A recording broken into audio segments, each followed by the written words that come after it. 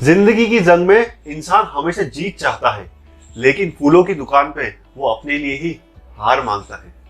Hello दोस्तों, this is CA Piyush Kotak. आज एक कहानी महज 5 साल के लड़के की, इनका नाम है सेंडर्स, आपके साथ शेयर करना चाहता हूँ।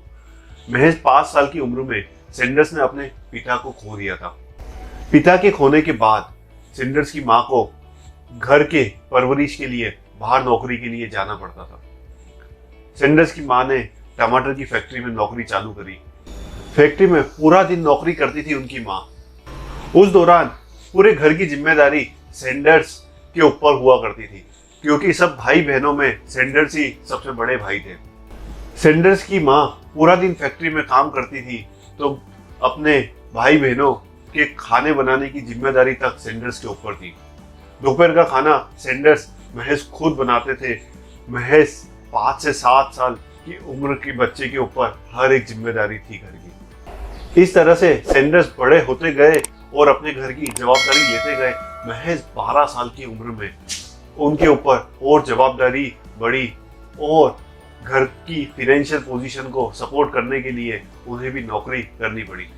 पास के एक खेत में उन्होंने अपनी नौकरी की शुरुआत करी थी, लेकिन वहां से इनकम इतनी नहीं हुआ करती थी, इसलिए उन्हें वो नौकरी छोड़कर दूसरी नौकरी ढूंढनी पड़ी। उन्होंने एज ए पेंटर जॉब चालू करी और काफी जॉब उन्होंने चेंज करी। जब वो 16 साल के हुए तो उन्होंने अपनी डेट ऑफ बर्थ चेंज करके आर्मी की जॉब के लिए अप्लाई किया। आर्मी में उनका एडमिशन तो हो गया था, लेकिन कुछ दिनों के बाद उन्होंने जो मैनिपुलेशन किया था डेट ऑफ बर्थ से, वो पता चल गया, तो उन्हें अपनी नौकरी खोनी पड़ी। उसके बाद उन्होंने रेलवे में अपनी नौकरी करी, लेकिन वहां पे भी कुछ कलीग एम्प्लॉयज थे, उनके साथ वाद विवाद के कारण उन्हें वो भी नौकरी छोड़नी पड़ी। इसके बाद अपने करियर को बूस्ट करने के लिए उन्होंने लॉ की पढ़ाई करी और लॉ की प्रैक्टिस करते थे। कुछ साल तक वो प्रैक्टिस बहुत बढ़िया चली, लेकिन एक बार उनके क्लाइंट के साथ ये उनका वाद विवाद हुआ और उनका वो करियर पूरा साफ हो गया। वो करियर को छोड़कर उन्होंने इंश्योरेंस एडवाइजर की नौकरी करी। हर घर भटक भटक कर वो इंश्योरेंस बेचा करते थे, लेकिन कुछ विवाद के कारण वो नौकरी भी उन्हें छोड़नी पड़ी। इसके बाद उनकी खुद की पर्सनल सेविंग से उन्होंने बोर्ड बनाने की कंपनी चालू करी। वहां से उन्होंने अच्छा पैसा कमाया था। वो पैसे कमाकर वो और बिजनेस वेंचर चालू करना चाहते थे, तो उन्होंने एक केमिकल लैब मैन्युफैक्चरिंग की कंपनी चालू करने का प्लान किया। लेकिन वो कंपनी चालू करने से पहले ही उन्हें वो बंद करनी पड़ी, क्योंकि उस एरिया में एक बड़ी कंपनी आ रही थी और वो बेटर टेक्नोलॉजी से कंपनी चालू कर रही थी। तो सेंडर्स को पता चल गया था कि वो जो प्लान कर रहे हैं उससे बेहतर प्लान आ रहा है दूसरी कंपनी के थ्रू और बड़े लेवल पे, तो उनका प्लान सक्सेसफुल नहीं होगा। तो जो बिजनेस चालू होने वाला था वो भी बंद हो गया। अब सेंडर्स के पास कुछ ऑप्शन नहीं था, लेकिन उन्होंने हार नहीं मानी और इसके बाद उन्होंने फ्यूल स्टेशन चालू किया था, लेकिन कुछ टाइम के बाद वो भी उन्हें बंद कर देना पड़ा। अब आर्थिक स्थिति भी उनकी इतनी मजबूत नहीं थी कि वो कुछ भी काम करने का इनिशिएटिव ले सके, लेकिन कुदरत भी उनका साथ दे रही थी। उन्हें एक service station free of rent मिला। उन्होंने वहां पर अपना काम चालू करा, लेकिन वहां से इनकम इतनी नहीं होती थी और टाइम भी बचता था। तो सेंडर्स ने सोचा कि क्यों नहीं उनके बचपन का जो उनका कुकिंग का एक्सपीरियंस था, जो उनका पैशन था, जो उनकी हॉबी थी, उसको भी साथ में कैरी किया जाए। सेंडर्स अपना सर्विस स्टेशन के वहां पर ही एक फ्राइड चिकन का स्टॉल लगाया करते थे। जो भी कस्टमर सर्विस स्टेशन पर आते थे उन्हें फ्री चिकन वो खिलाया करते थे। धीरे धीरे उनका नाम लोगों की जुबान पर चढ़ने लगा, लेकिन 4 साल वो चलाने के बाद कुछ एम्प्लॉइज में मगजमारी हुई और उन्हें वो भी बंद कर देना पड़ा, लेकिन उन्होंने हार वहां पर मानी नहीं। सेंडर्स ने अपना खुद का रेस्टोरेंट खोला था, लेकिन महज 1 साल के अंदर ही वो भी बंद कर देना पड़ा, क्योंकि वहां पर आग लग गई थी। वहां पर भी सेंडर्स नहीं रुके। सेंडर्स ने अपना बड़ा रेस्टोरेंट खोलने का प्लान किया। 140 लोगों की सीटिंग वाला उन्होंने रेस्टोरेंट चालू किया था, लेकिन वर्ल्ड वॉर 2 के कारण, फाइनेंशियल मंदी के कारण पूरी इकोनॉमी डिस्टर्ब थी, तो उन्हें भी अपना रेस्टोरेंट बंद कर देना पड़ा।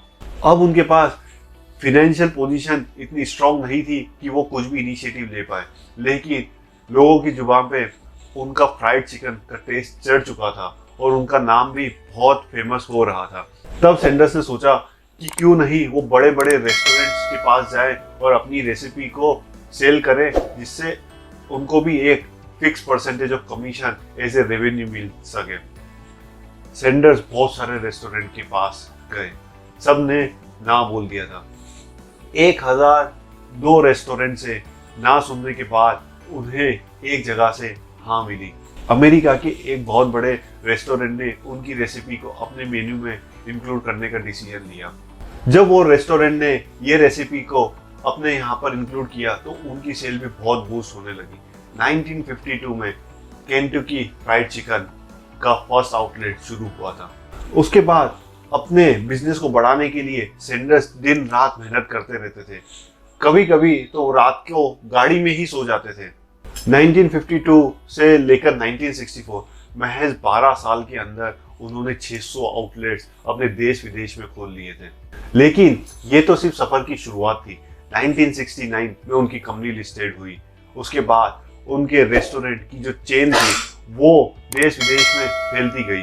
और जब सैंडर्स ने अपनी आखिरी सांसें 16 दिसंबर 1980 में ली थी, तब KFC के 6000 से ज्यादा आउटलेट पूरे देश विदेश में थे और आज की तारीख में पूरे वर्ल्ड में 24,000 से ज्यादा KFC के आउटलेट्स हैं।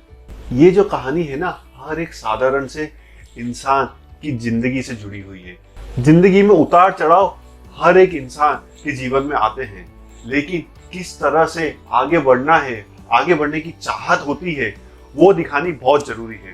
क्योंकि बहुत बार इंसान ये तो कंप्लेन करता है कि मेरे साथ बहुत सारे प्रॉब्लम्स हो रहे हैं, बहुत सारी दुविधाएं फेस कर रहा हूँ। अगर आपके जीवन में भी ये इंसिडेंट्स आ रहे हैं तो इस कहानी को बार बार हर बार सुनना, क्योंकि सैंडर्स की जीवन में भी बहुत सारी प्रॉब्लम्स आई थी। महज 5 साल की उम्र से उन्होंने प्रॉब्लम फेस करना शुरू कर दिया था, लेकिन चुनौतियां उनके जीवन में हर बार आती गई। उन्होंने उसे फेस किया, ओवरकम किया और नए इनिशिएटिव लेते गए। क्योंकि दोस्तों, जीवन में हार तो फेस करनी पड़ेगी। अगर हारोगे नहीं तो सीखोगे कैसे, और अगर सीखोगे नहीं तो जीतोगे कैसे। तो जीतने के लिए हार को डट के फेस करो और अपनी जीवन की तरक्की को निर्धारित करो। तो दोस्तों, सबसे कहना चाहता हूँ कि अपनी हार को अपनी कल की जीत की तरह देखो, क्योंकि आज की हार आपकी कल की जीत को निर्धारित करेगी।